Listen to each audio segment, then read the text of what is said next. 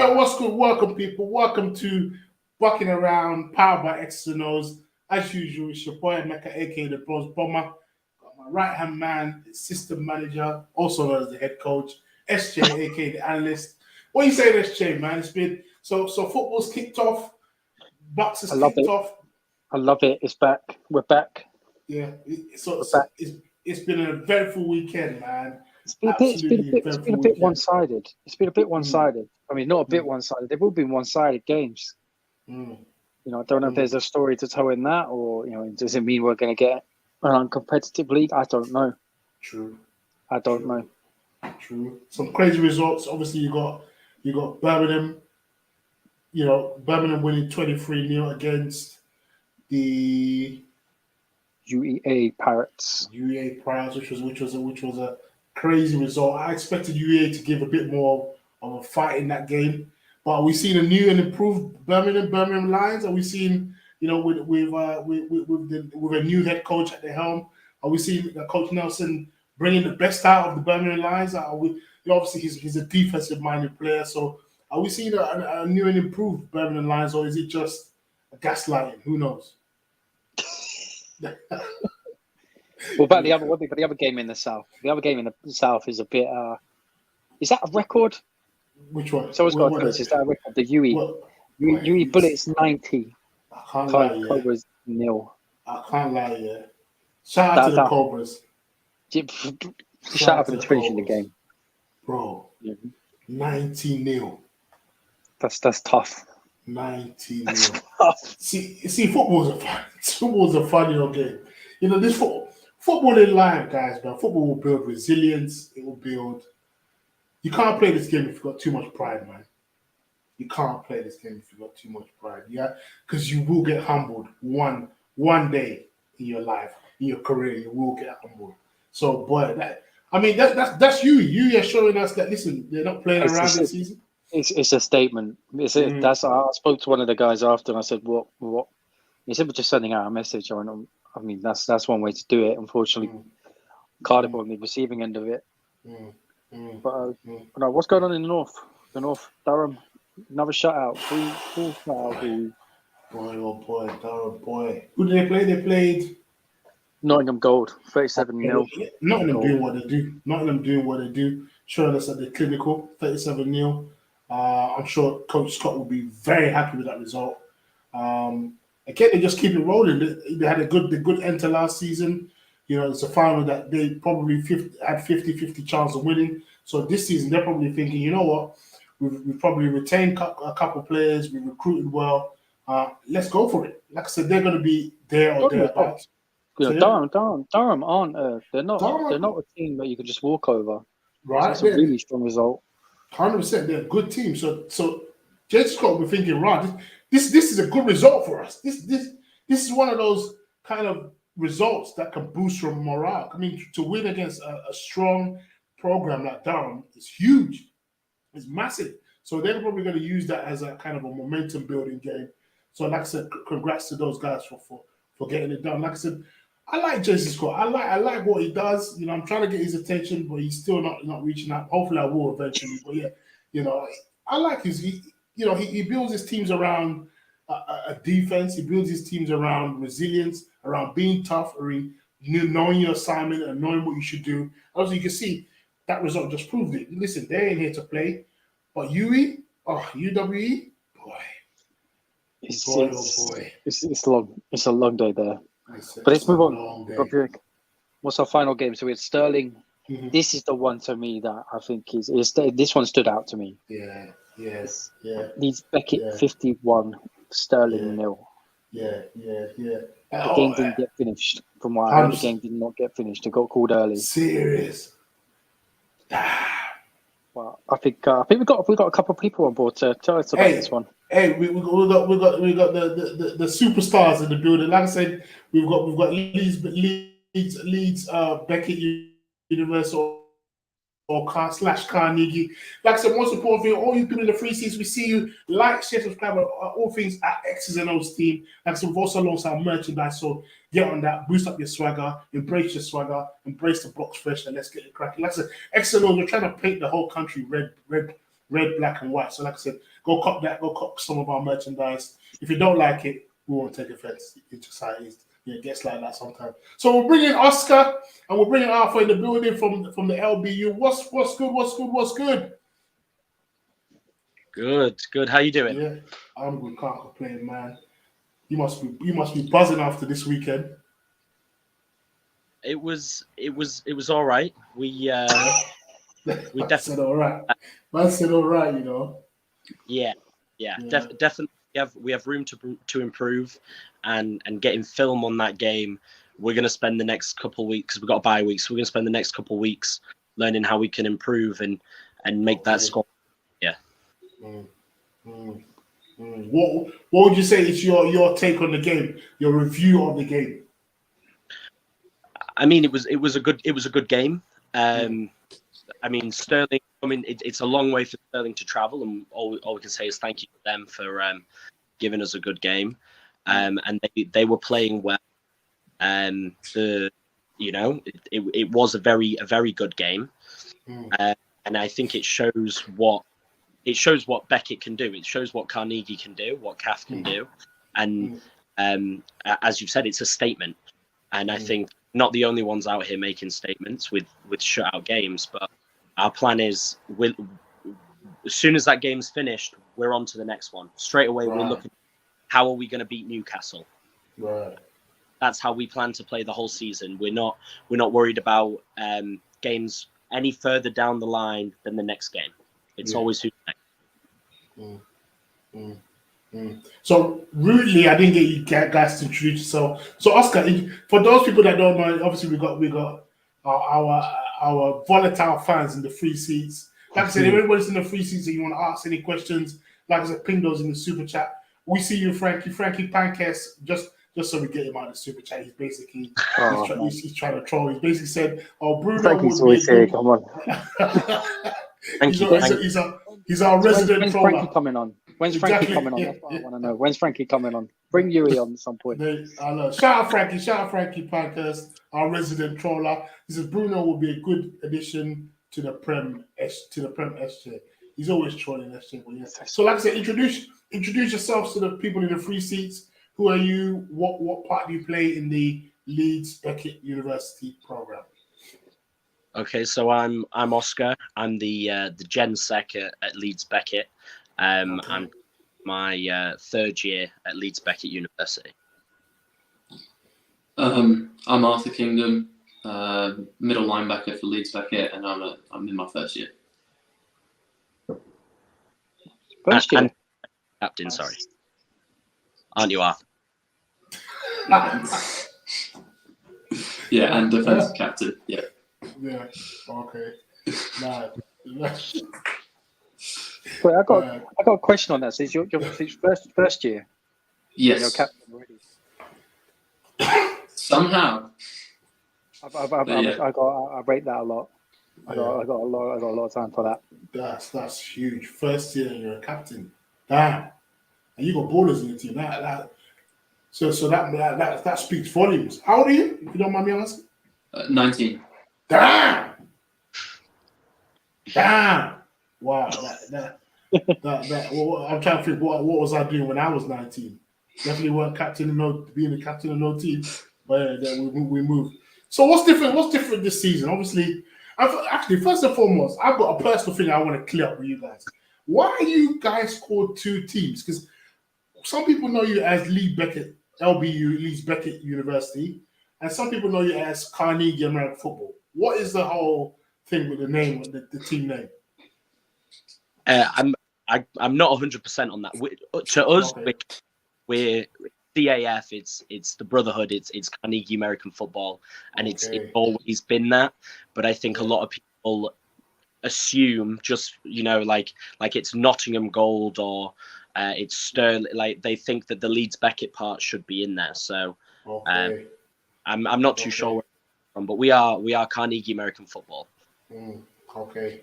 It's that classic university student union thing. They got to get a brand in there. Yeah, someone's pushing. Yeah, you know it was, man. So what's different? Obviously, what's different this year?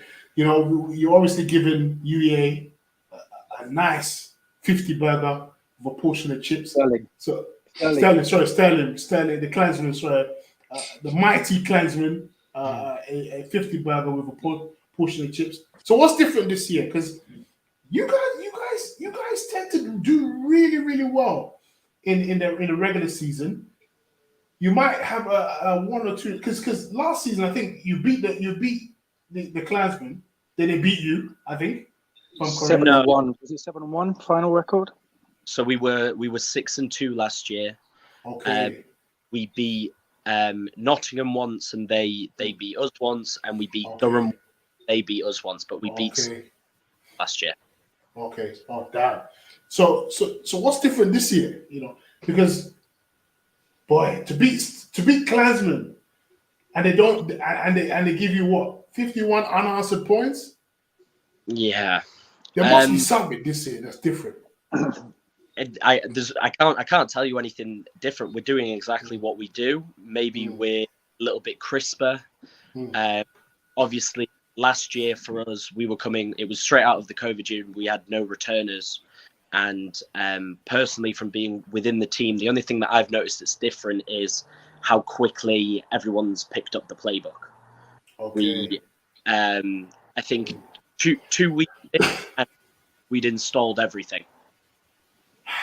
So I think that was 5 sessions. We'd done 5 sessions and we'd installed the whole playbook. So we were quick off the mark with that. But apart from that, we're just doing what we do. There's no change, no big change that I can think of. We're just executing. So what we saying, national championship this year? That's the goal. That's always the goal. Yeah, SJ, I'm lacking this confidence. Bear in mind, Oscar, are you still 19 or are you 20? I've just gone 20. Yeah. These are under 20-year-olds. They're here for all the smoke. So we say national championship this year, yeah. That's the goal. Absolutely. I was going to say, in terms of recruitment this year, I think that's different this year. From what I could tell, recruitment this year, from what I've seen on socials, is been booming. Business has been booming. So, business are there any? But there's a couple of big signings you got in there. Got a couple of big signings. 1 or 2, and but we always say it's one team. We don't tend to pick out any individual players. We win games as a team. Okay, if the offense and the defense, if we're not all coming together on Sundays, then we're not going to win games. So we've had a couple of signings, but I think because we've got depth everywhere, that's why I feel very confident we're going to do well this year. And I think to add to Oscar's point as well, we've got a load of freshers that have come in who haven't played before, and they're developing really quickly. And I think that's just helping just at practice, with scout team and stuff like that. They're picking it up really quickly, and that's just the whole team just getting better, and they're all getting reps on special teams and offense and defense. So yeah. I mean, if you sign the likes of Matt Mariota in your team from Oregon State, I mean, it does help. I mean, it does help on Matt, because that's a big signing. You guys can't tell me that Matt ain't gonna win you a couple games, because that's a big signing. Matt's gonna help, absolutely. What's up? I think with that though, what does he bring? He's come from the States. He's played college football in the States. Does that bring something a little bit extra, I guess, in helping you guys? You said about the first year is getting up to scratch really quickly. Has that been something that's helped with not just him, but also all these other players bringing in that have that experience? You got a couple of under-19s, Blitz players, a couple of GB players in there as well. Absolutely, yeah. I think it helped. It definitely helped for freshers to bring freshers into the team, and I know I'm probably going to say this a million times, but when we say one team, we mean it. Like, everyone got reps on Sunday. I don't think a single person didn't touch the field, and we kitted up 60 guys, if I'm right. So everyone was on the pitch, and I know that bringing freshers in, it was a massive boost, because even for people who don't know what don't know the sport that well, a lot of people have heard of Marcus Mariota, and when you say his brother is your starting quarterback, people start to turn heads. And freshers wise, it did great. I mean, we had freshers starting on Sunday that they've been playing for 3 or 4 weeks, and they're already at the level of, wow, this is a contender. Apart from that, he helps to bring intensity. You know, they hype us up. They're very good at that. I mean, they're at the moment, Matt Mariota, he's our offensive captain, and we have a Canadian called Dan Francis, Dan Fran, and he's our team captain. And they're natural leaders. They've been playing so long that other guys in the team they automatically look up to them. And then when you've got Arthur in there as well, it's a perfect set of captains, really, and it's and they're going to help lead us to where we need to be at the end of this season.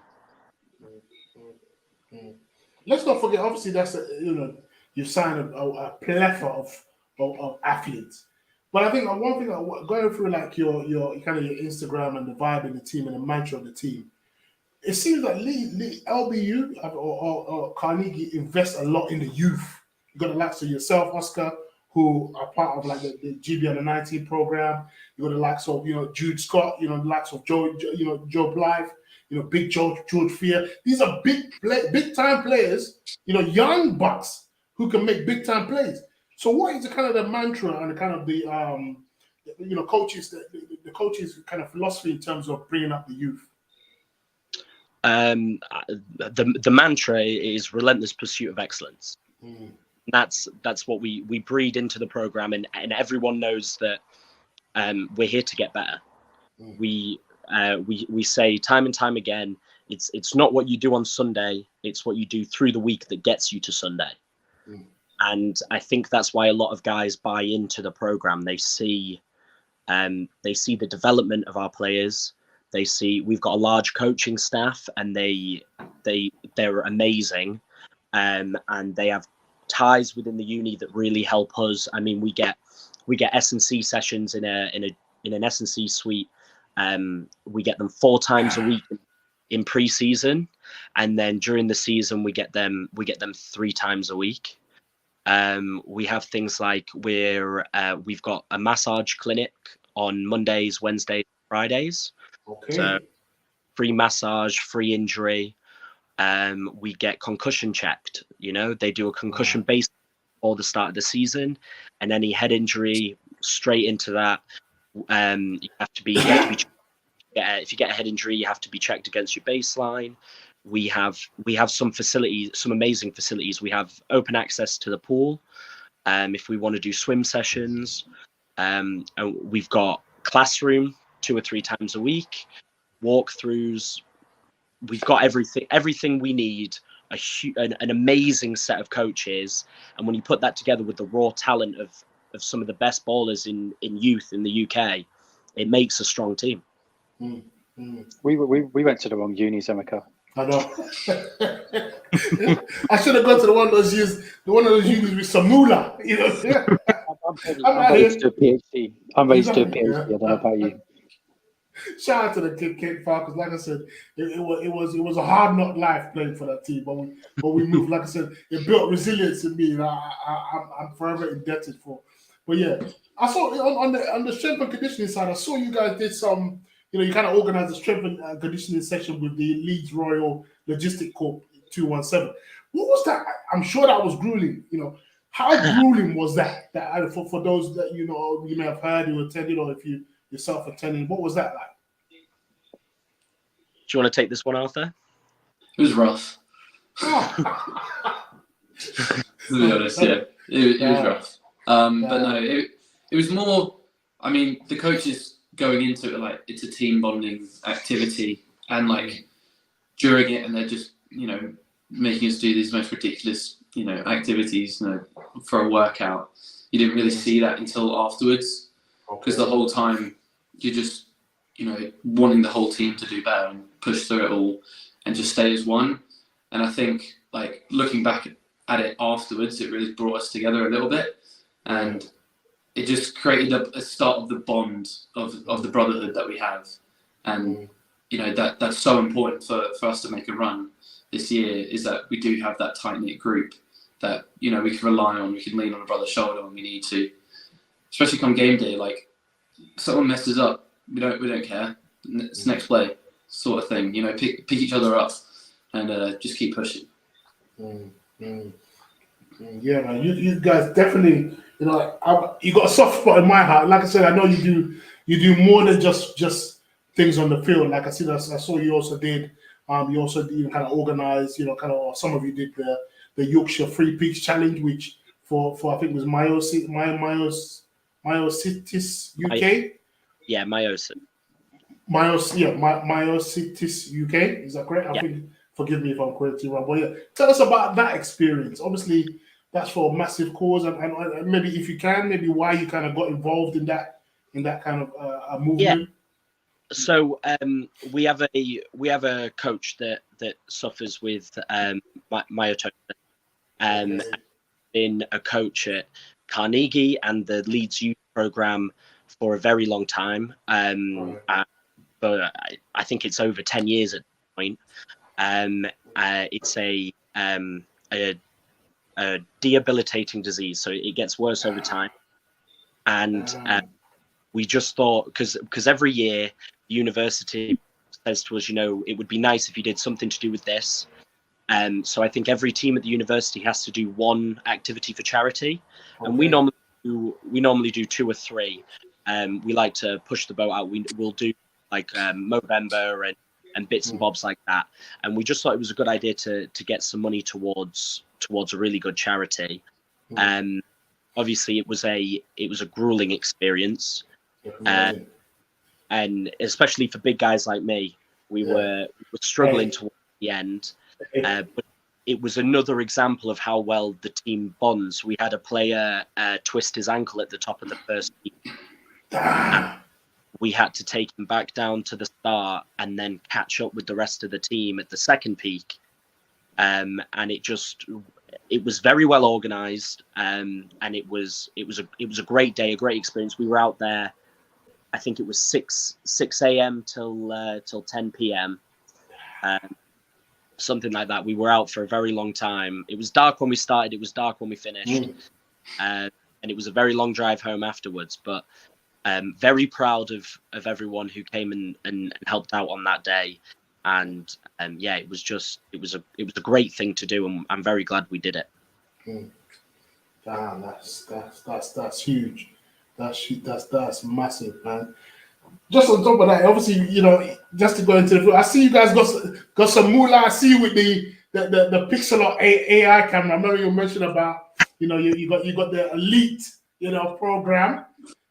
What makes that that I don't know if you know much about that camera. What makes that camera so elite? And is it something that you think other programs should maybe invest in to kind of increase the level of football IQ for different players? Well, so the reason it's so elite, in my opinion, is for most of our games before we got that camera, we had a man with a GoPro, and they would follow it down the pitch. Yeah. And another guy next to him with the camera in his hand, with a phone in his hand, and they would relay, okay, you need to twist it a little bit to the left, twist it a little bit to the right. This camera actually tracks the ball. So it's wait, you've got a VO. No, it's elite. It's even more elite, bro. It's called the Pixel. Yeah, there's a similar one. Yeah, follows the same thing. Yeah.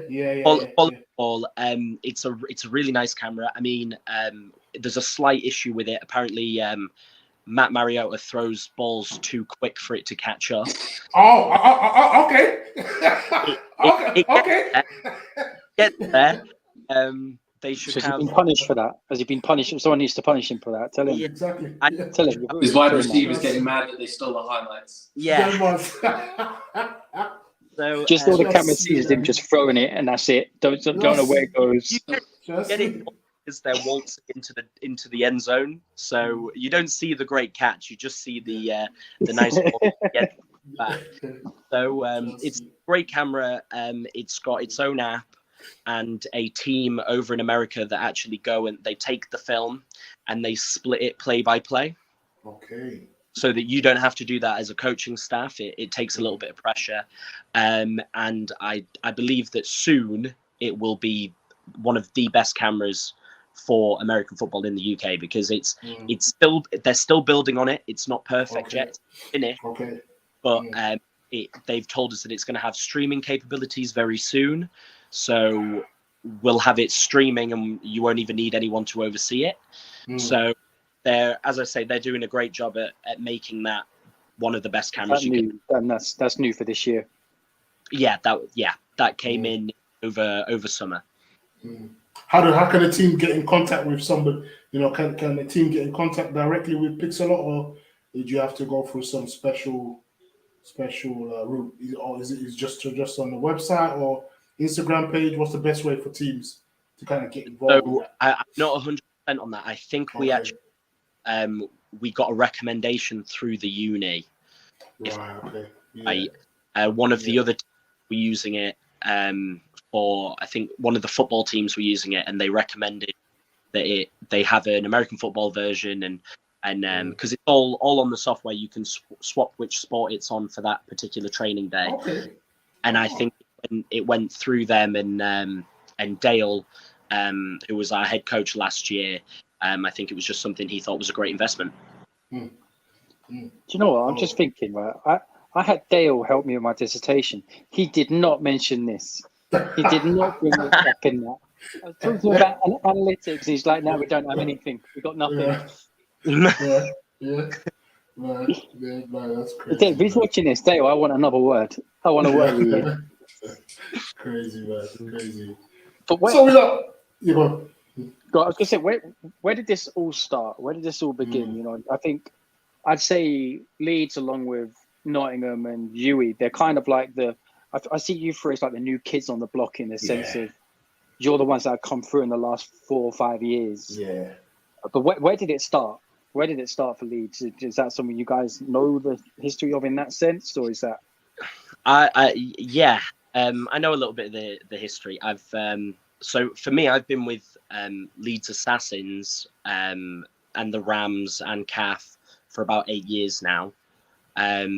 So I've come up through the channels of Leeds, and as far as I remember, it was Dale.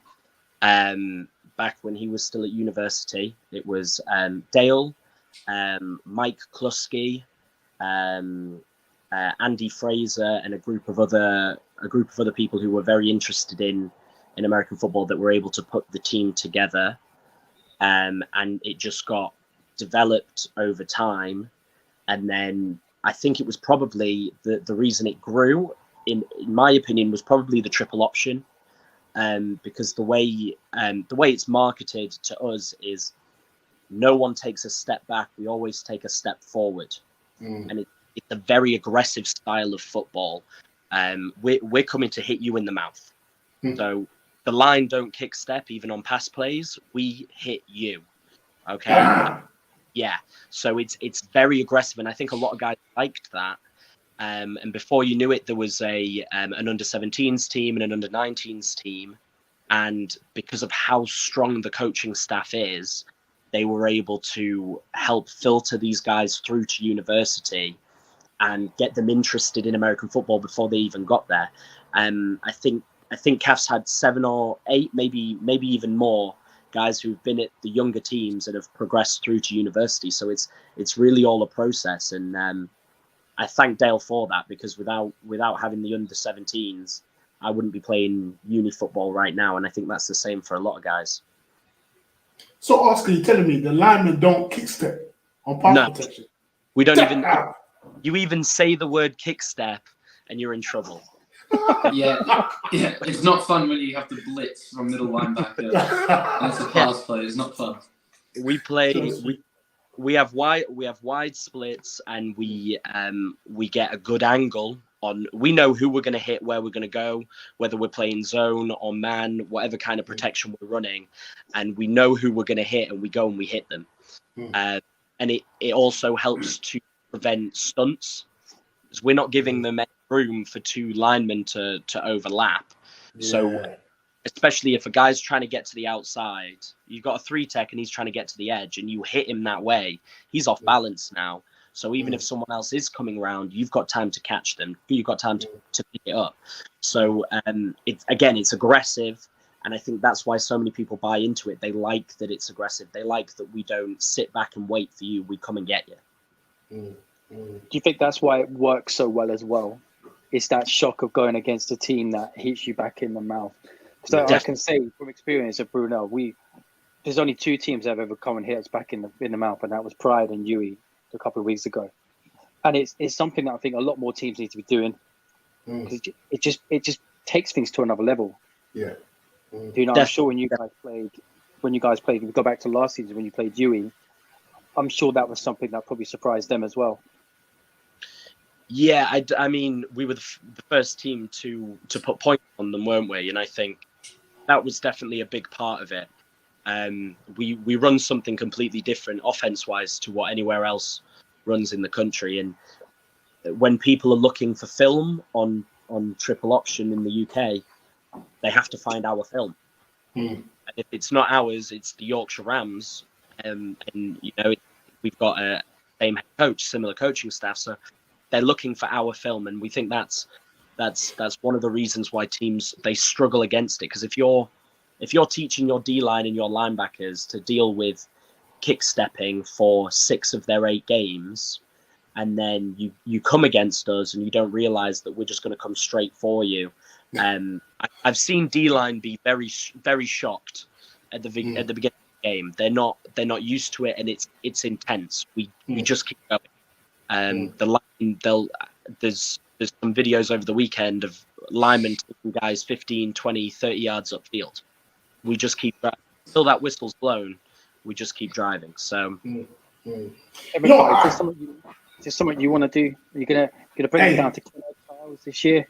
Hey man, listen. If it works, like I said, Oscar, I'm learning. Like I said, I'm learning everything I'm learning from this show. I'm going to take it. And listen, whatever makes you listen. I'm on this relentless pursuit of excellence. If it wins games, let's do it. Oscar, I want to ask you because I was on another podcast and this team gave a battering to a team that didn't expect the battering. Let's use this show as a holistic or as an intervention. What would you say?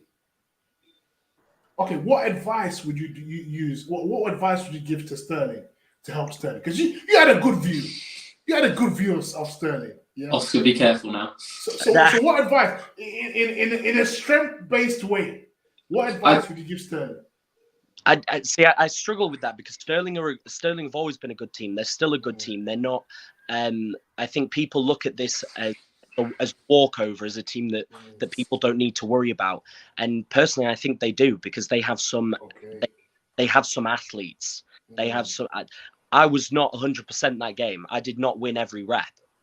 And I'll tell you, there's other guys on the team that did the same. We didn't always win every rep. They have some absolute ballers. I mean, Sterling, naturally, they're big, they're strong, they're fast. I think they've got a chance to come back later in the season, and they can definitely get some games under their belt. Dealing with us, I have no advice for that. I don't think I don't have any advice for any team on how to beat us because it's as Arthur will tell you, it's not possible. But I think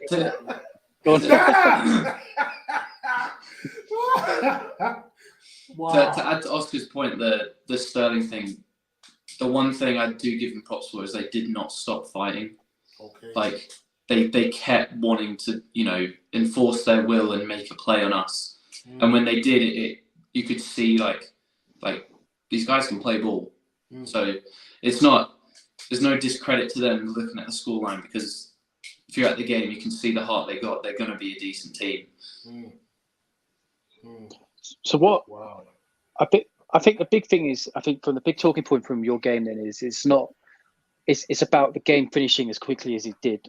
I think that's the big thing that people are saying about what happened there. What was the reason? But it was just a lack of players for them. They had a smaller squad than usual.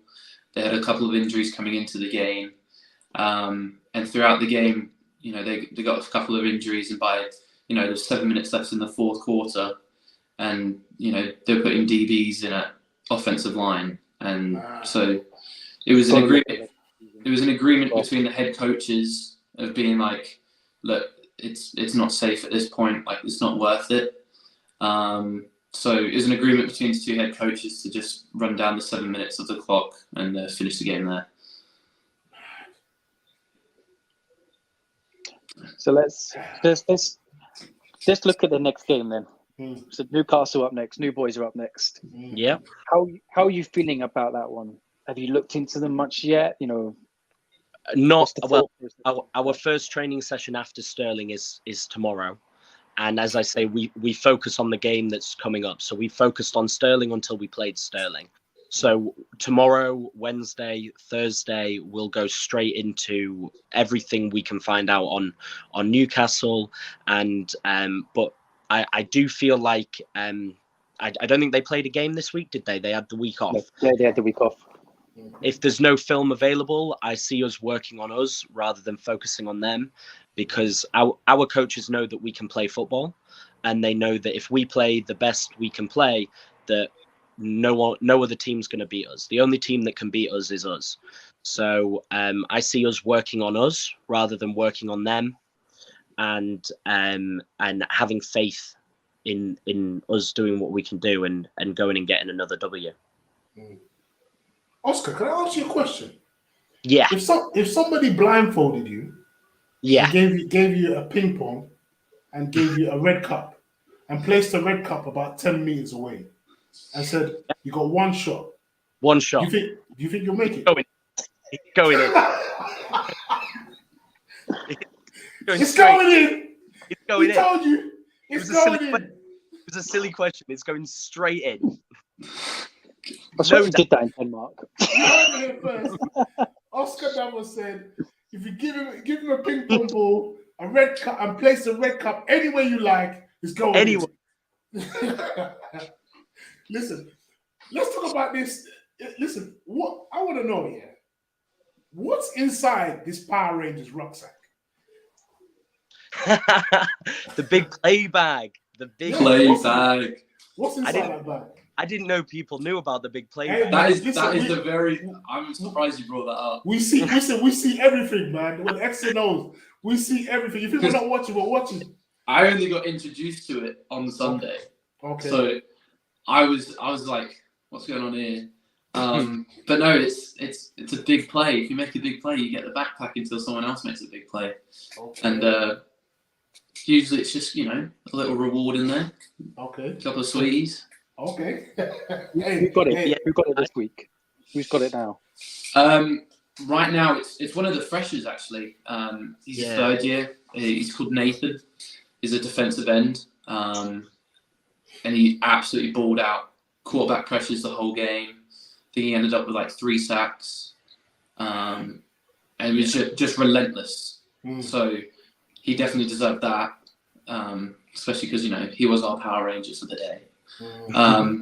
But it was a mix of guys making massive plays. So obviously he made that, but we had a corner called Sheku, who really came to play. He really stepped up. We were all like, "What is going on?" Because we had no idea like what was happening. He was just playing out of his mind. Just pass breakups a lot. Could have had a pick 6, dropped it, but it's okay. But he'll get that next week. So I think it's just like, and as well with going back to the fact, it's just a thing like it's part of the game. It's just fun. You can't take it too seriously. Yes, we're here to win and whatnot, but if you're not having fun, it's not like there's no point of playing. So I think it just takes the serious note off of the game and have a bit of fun with it. Any rookies we should watch out for? Any wonder kids we should watch out for coming through the program? Well, There's a couple. As I said before, it's one team. Yeah. Watch out for the 11 guys on offense and the 11 guys on defense. Yeah. He's so media trained. Man. I know. It's so unreal. Yeah, I'm not. Is that under? Yes, you are. Both of you. Both of you. Right. Oh, okay. As is customary, we always have, as we almost wrap up, we do our 2-minute drill. So we'll keep it short and sharp. 2-minute drill, Oscar and Arthur, is when we ask you a question. You've got 2 minutes, less than 2 minutes, probably maybe 30 seconds to make a play. You know, you can't fumble the ball. If you do, everyone's watching. So I want to ask you, either of you, yeah, what do we want to ask them? I want to ask you, yeah, a genie comes to you and says, you can only keep one of these in your life: Yorkshire pudding or pepperoni pizza. One has to go. Which one is it? It's the pizza. To go or to keep? One has to go. You can only keep one: Yorkshire pudding. I'm keeping Yorkshire puddings. Okay. Yorkshire puddings. It's got to be the pizza. It's got to be the pizza. Got to be the pizza. Spoken like I would expect more from you as a Yorkshire lad. By the way, the pudding. You got to have the Yorkshire puddings, man. I disagree with you on that one. 100%. Lads, thank you so much for coming on. Like I said, we wish you the best for the season. As usual, don't be strangers. You know, like I said, we're here part of the carving your legacy and the relentless pursuit of excellence. Like I said, we wish you all the best in the season. Keep healthy. Like I said, don't be strangers. Like I said, all you people in the free seats, we see you today. Thanks for tuning in. Like I said, keep on tuning in weekly. We'll be running it weekly. We won't tell you who our special guest is next week, but we have a special guest as usual. Like I said, we've been bucking around. This has been myself, Emeka the Bronze Bomber, your guy, your assistant manager, SJ the analyst. We've had Oscar and we've had Arthur on the show. Like I said, all the best for the season. Everyone, peace and love. Peace. Appreciate the time, guys. Thank you.